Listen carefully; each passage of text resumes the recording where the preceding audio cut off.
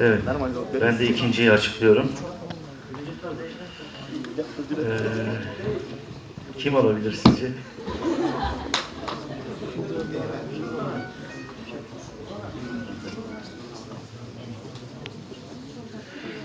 Kırgızca yazıyor da Kırgızca az bildiğim için. Kapat gözlerini, kimse görmesin. Erdem Kayhan. Erdem Kayhan.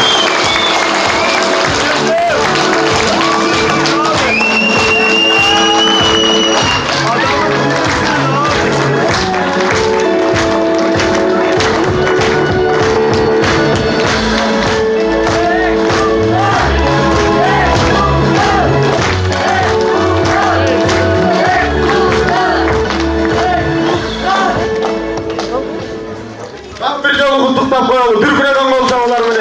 Erdem Kayhan.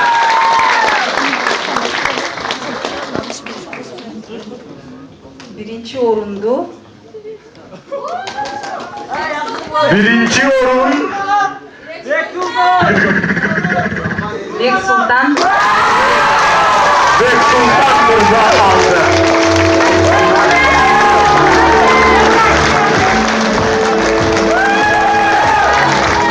Bana geldi.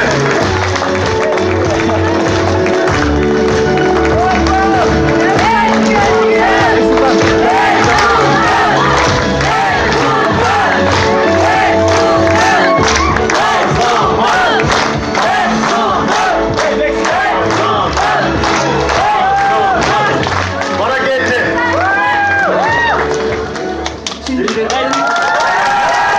Kazanmak. Bana geldi.